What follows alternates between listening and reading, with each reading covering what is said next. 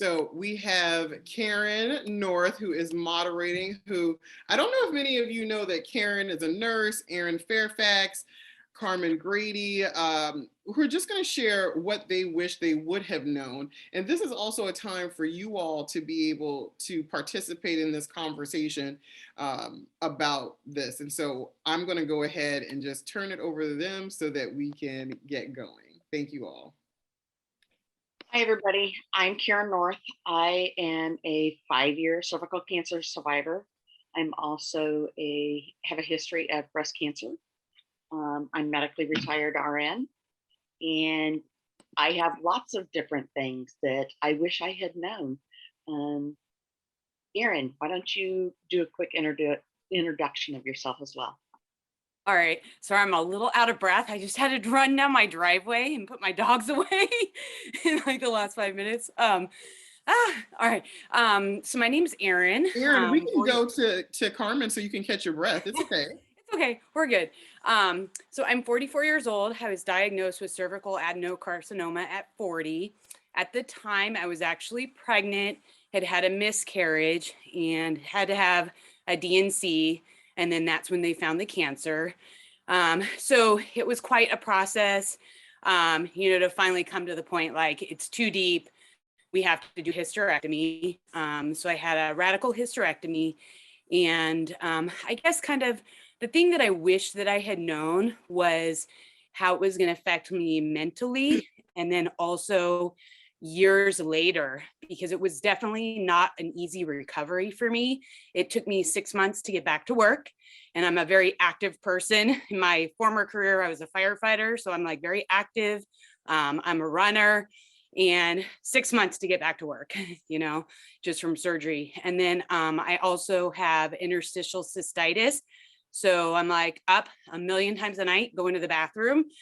Thankfully, we have found some treatments that have helped, but that's kind of like something I still struggle with. And then I'm sure you guys know, the effects sexually as well, but we figured out things to make it work. And then the other thing is that, emotionally it was very hard because number one, my sister had actually passed away 2 years prior from cancer. She had a stomach cancer. It was a neuroendocrine tumor, which, as you guys may be aware, that is one kind of cervical cancer. So that was a concern. So, having to tell my parents that another child of theirs has cancer was really hard.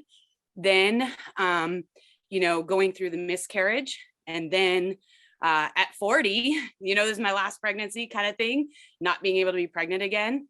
And just kind of going through that. So, now we're like, I can't even believe it, almost 4 years out, and, we're doing good.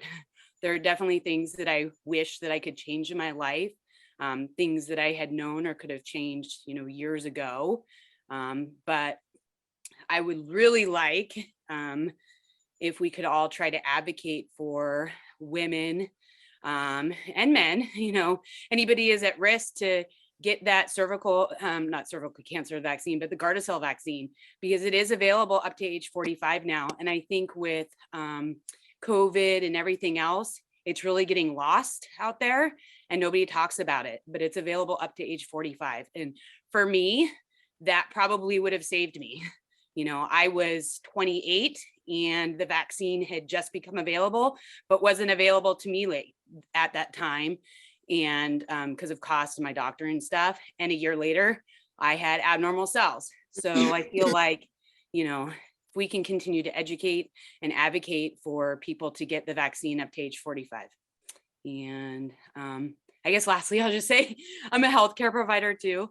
I work in pediatrics, and in my office, thankfully, getting the HPV vaccine is like hardly a discussion. People get it. And I work in an underserved population, and there's usually no question people get it. So I'm very thankful for that. I rarely, ever share my story there, but I'm so grateful that people are willing to get it. So anyways, that's it. Thank you for sharing. Thanks. So I am Carmen, and I am currently 57 years old. I was diagnosed with cervical cancer back in 1992. So it's almost 30 years that I've been surviving terrible disease. Diagnosed at 28 was really hard. And back then in 92, because in 92, we didn't have the resources that we have now. I wish somebody would have given me at least a pamphlet that would have explained what cervical cancer was and, what it was all about. But I went through my treatments. The surgery was rough. Learning that I wasn't going to be able to have children at 28 when I had not decided whether I wanted to be a mother or not was really rough, because it was something that was taken away from me. I wish I would have been presented with the option of at least freezing my eggs, so then I could decide whether I wanted to be a mother or not.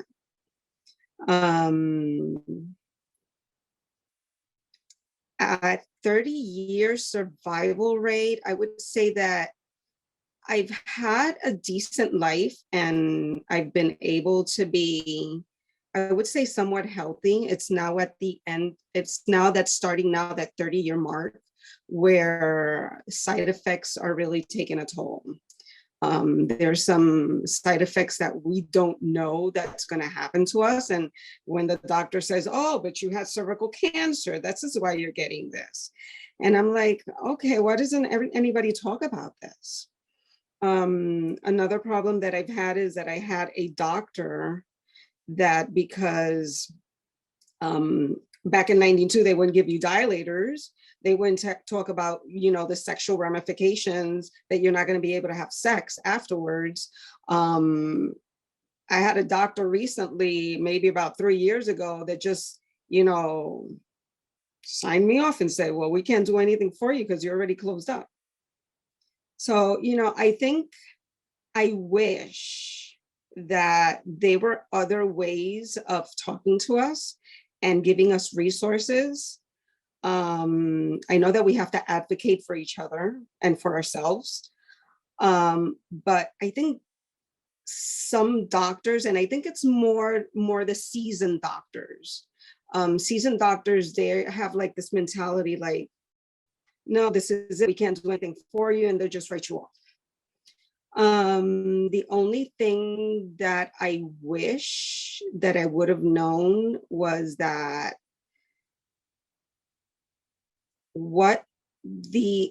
at least the radiation, which is the worst part in our bodies, what the radiation was going to do to us in the future. The closing your cervix, where you can't really have enjoyable sex, although sex is not only penetration, but that's an important part of having sex. The scar tissue that it leaves in our bodies, things like that. That's my story. Carmen, I agree. I mean, one of the big things for me that was such a kicker in the butt was I didn't have any nutritional counseling when I went through treatment. And, it was all make sure you have your protein. And I was eating sunflower seeds like crazy. And then, of course, for me, the diarrhea hit. And I didn't know about magnesium. Mm-hmm. And they're like, oh yeah, you shouldn't be eating nuts. That can make things worse. I'm like, didn't tell me this. And of course, as an RN, I took things so personally, like, well, damn it, you should have known that, and, the fact of, I wish it was encouraged to go ahead and get a psychiatrist, get counseling. The mental health aspect was, I don't say they ignored it, but it just wasn't encouraged. Yvette, I wanted to reach out to you and let you know that, yes, the COVID vaccine and the HPV vaccine can be given at the same time. There's no interruption between the two. Oh, thank you. My son's pediatrician always likes like he has this rule of any vaccine given, he likes to wait 30 days. The same thing with the flu. He was like, wait 30, but I see flu and COVID has been given together also. I always just get nervous too about being too much in the system at once, you know? And so I don't mind hearing him say that, but thank you for that information. Absolutely. Thank you, all of you, for sharing. One of the other things was lymphedema. You know, when I went in for my 3-month after treatment, it didn't even dawn on me. I just felt like I had concrete in my shoes. I kept on tripping on my right foot. And it really hurt. And advice, one of the things I say is a notebook. Write every freaking question down. If need be, hand it to your doctor. Make them answer it. The other one that I didn't even think about was getting access or asking for, is there a way I can direct questions to you? Can I get your email address? Is there a way, do you have a patient portal? That way you're not feeling like I'm in the office all the time. They've got to hate me. Erin, in the world of your private practice too, what advice do you do with your parents on contacting you and your access to your gyno? You're talking about for myself personally, or in regards to my patients, the pediatric patients that I have? Actually, both. I mean, you've got kind of that where, yeah, I think it would be beneficial on each side. So in the pediatric office, like I said, like HPV is just part of like the normal schedule of vaccines. I mean, obviously we always give the parents the information and answer questions if people have questions.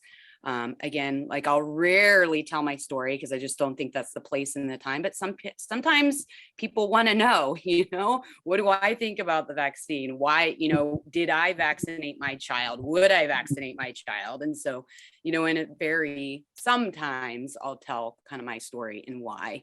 I also, you know, occasionally will tell, you know, encourage people more on the oral, anal, you know, cancers as well, because it's not just cervical cancer that it protects against. So sometimes I'll have to do a little bit more education for why boys, you know, and why now, you know, why can't we wait? It's better, you know, to give the vaccine sooner because the immune system is stronger and the vaccines tend to work better at a younger age. And so, you know, one part of encouraging to get it before age 15 is because it's only a 2-dose series versus a 3. So sometimes, you know, that encourages people to get the vaccine instead of waiting. But, you know, I'm one of those that I'm open. If parents don't want to get it, they want to wait. This vaccine's good until 45 years old. I mean, they can wait. Some parents are very much still thinking that it's, you know, my kid isn't sexually active. They're not going to be sexually active at 12. I want to wait until they're an adult kind of thing. But some, you know, understand like, hey, it's better to give it now before they become sexually active and when their immune system is stronger. And then as far as communication with my gyne-onc, I'm still, for me, you know, I'm still only a couple years out. So I just this year am able to see her once a month. And I definitely prefer to see the gyne-onc still, even though insurance and my primary care doctor is like, oh, we can do your PAPs in our office, or, oh, you can go to regular GYN now. But for me, my comfort level, I would much rather go see gyne-onc because I feel like they are more in tune with what to look for. Even when they're doing the vaginal, you know, the exam, the PAP and everything, just them being able to look inside, look at I call it my zipper, but, you know, looking inside at my purse stitch or whatever and seeing like, is this normal tissue? Is this glandular tissue? Is this something to be concerned about? I feel like, you know, I do PAPs and stuff, not quite as common as often as I used to. So I know what I'm looking at too, but I wouldn't feel comfortable looking at somebody that's had cancer in the past. So I think we should still be seeing the specialist. That's just my opinion. I hope that helps. Yes. Yeah. One of the other things that came to mind was accessing insurance. You know, there's cancers and careers.